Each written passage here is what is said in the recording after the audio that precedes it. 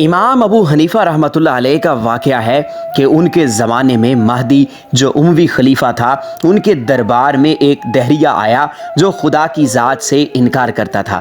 اس نے کہا، میں نہیں مانتا کہ خدا موجود ہے، یہ کائنات طبعی رفتار سے خود بنی ہے اور خود چل رہی ہے، لوگ مر رہے ہیں اور پیدا ہو رہے ہیں وغیرہ، یہ سب ایک طبعی کارخانہ ہے، کوئی بنانے والا نہیں ہے۔ یہ اس کا دعویٰ تھا اور اس نے چیلنج کیا کہ مسلمانوں میں جو سب سے بڑا عالم ہو اس کو میرے مقابلے میں لایا جائے تاکہ اس سے بحث کروں، اور لوگ غلطی میں مبتلا ہیں کہ اپنی طاقتوں کو خواہ ایک غیبی طاقت کے تابع کر دیا ہے جو سارے جہان کو چلا رہی ہے۔ تو اس زمانے میں سب سے بڑے عالم امام ابو حنیفہ رحمۃ اللہ علیہ تھے۔ مہدی نے امام صاحب کے پاس آدمی بھیجا، رات کا وقت تھا، رات ہی کو خلیفہ کا دربار منعقد ہوتا تھا۔ آدمی بھیجا کہ وہ آ کر اس دہریے سے بحث کریں اور اسے سمجھائیں اور راہ راست پر لائیں۔ چنانچہ آدمی پہنچا۔ بغداد میں ایک بہت بڑا دریا ہے، اسے دجلہ کہتے ہیں۔ اس کے ایک جانب شاہی محلات تھے، ایک جانب شہر۔ تو امام ابو حنیفہ رحمۃ اللہ علیہ شہر میں رہتے تھے، اس لیے دریا پار کر کے آنا پڑتا تھا۔ اس نے کہا، اصل میں دربار میں ایک دہریہ آ گیا ہے اور وہ دعویٰ کر رہا ہے کہ خدا کا وجود نہیں ہے، کائنات خود بخود چل رہی ہے، آپ کو مناظرہ کے لیے بلایا ہے۔ امام صاحب نے فرمایا، اچھا آپ جا کر کہہ دیں کہ میں آ رہا ہوں۔ وہ آدمی واپس گیا اور کہا کہ امام صاحب کو میں نے خبر کر دی ہے اور آپ آنے والے ہیں۔ اب دربار لگا ہوا ہے، خلیفہ، امراء، وزراء بیٹھے ہوئے ہیں اور دہریہ بھی بیٹھا ہوا ہے۔ امام صاحب کا انتظار ہے مگر امام صاحب نہیں آ رہے۔ رات کے 12 بج گئے، امام صاحب ندارد دہریے کی بن آئی۔ اس نے کہا، معلوم ہوتا ہے کہ امام صاحب ڈر گئے ہیں اور سمجھ گئے ہیں کہ کوئی بڑا فلسفی آیا ہے، میں اس سے نمٹ نہیں سکوں گا، اس واسطے گھر میں ہی چھپ کر بیٹھ گئے، اور آپ یقین رکھیں کہ وہ نہیں آئیں گے، میرے مقابلے میں کوئی نہیں آ سکتا۔ اب خلیفہ بھی متامل ہے، درباری بھی حیران ہے اور دہریہ بیٹھا ہوا شہی دکھا رہا ہے۔ جب رات کا 1 بجا تو امام صاحب پہنچے، دربار میں حاضر ہوئے۔ خلیفہ وقت نے تعظیم کی جیسے علماء ربانی کی جاتی ہے۔ تمام دربار کھڑا ہو گیا۔ خلیفہ نے امام صاحب رحمۃ اللہ علیہ سے کہا کہ آپ اتنی دیر میں کیوں آئے؟ آدمی رات کے 8 بجے بھیجا گیا تھا، اب رات کا 1 بجا ہے، آخر اتنی تاخیر کی کیا وجہ پیش آئی؟ شاہی حکم تھا، اس کی تعمیل جلد ہونی چاہیے تھی، نہ یہ کہ اس میں اتنی دیر لگائی جائے۔ امام صاحب نے فرمایا کہ ایک عجیب و غریب حادثہ پیش آ گیا جس کی وجہ سے مجھے دیر لگی، اور عمر بھر میں نے ایسا واقعہ کبھی نہیں دیکھا تھا۔ میں حیران ہوں کہ کیا قصہ پیش آیا۔ اس شد و مد سے بیان کیا کہ سارا دربار حیران ہو گیا کہ کیا حادثہ پیش آیا۔ فرمایا، بس عجیب و غریب ہی واقعہ تھا اور خود مجھے بھی ابھی تک سمجھ نہیں آیا کہ کیا قصہ تھا۔ جب سارے دربار کو خوب شوق دلا دیا اور سب سراپا شوق بن گئے، حتیٰ کہ خود امیر المؤمنین نے کہا، فرمائیے کیا قصہ پیش آیا؟ فرمایا، قصہ یہ پیش آیا، جب میں شاہی محل میں اترنے کے لیے چلا ہوں تو دریا بیچ میں تھا۔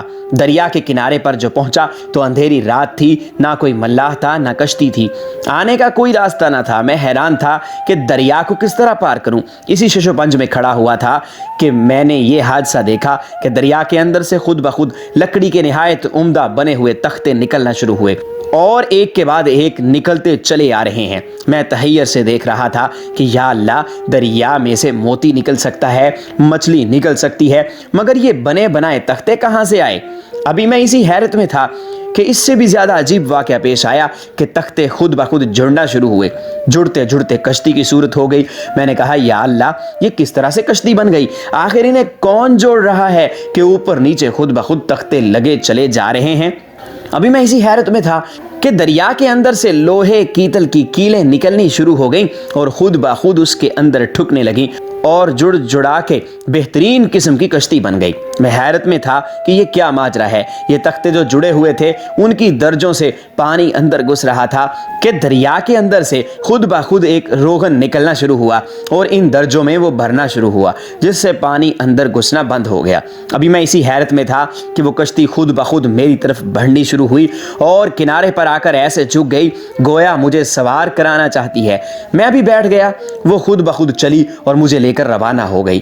دریا کی دھار پر پہنچی، پانی ادھر کو جا رہا تھا، کشتی خود بخود ادھر کو ہی جا رہی تھی کیونکہ شاہی محلات ادھر کو تھے۔ میں حیران تھا کہ یا اللہ، آخر پانی کے بہاؤ کے خلاف کون اسے لے جا رہا ہے؟ यहाँ तक कि शाही महल के करीब किनारे पर पहुंच गई और आखिर झुक कर फिर किनारे पर खड़ी हो गई कि मैं उतर जाऊं। तो मैं उतर गया। फिर मेरे देखते ही देखते वो कश्ती गायब भी हो गई। घंटा भर उस किनारे और घंटा भर इस किनारे सोचता रहा कि ये क्या किस्सा था। ये सानहा जिसकी वजह से तहैयर में कई घंटे लग गए, अब तक समझ में नहीं आया क्या माजरा था। और मैं अमीरुल मोमिनीन से माफ़ी चाहता हूँ कि 8 बजे बुलाया गया और 1 बजे पहुँचा हूँ। दहरिया ने कहा, इमाम साहब, मैंने तो ये सुना था कि आप बड़े आलिम हैं, बड़े दानिशमंद और फाजिलमंद आदमी हैं, मगर बच्चों की सी बातें कर रहे हैं। भला ये मुमकिन है कि पानी में से खुद ब खुद तख्ते निकल आएँ, खुद ही जुड़ने लगें, खुद ही कीलें ठुक जाएं, खुद ही रोगन लग जाए, खुद आके कश्ती अपने आप को झुका दे, आप उस पर बैठ जाएं और खुद ही लेके चल दे, खुद ही वो किनारे पर पहुंचा दे? ये कोई अकल में आने वाली बात है? मैंने समझा था कि आप बड़े दानिशमंद, फाजिल और आलिम हैं, इमाम आपका लक़ब है, और बातें कर रहे हैं आप नादानों और बच्चों जैसी।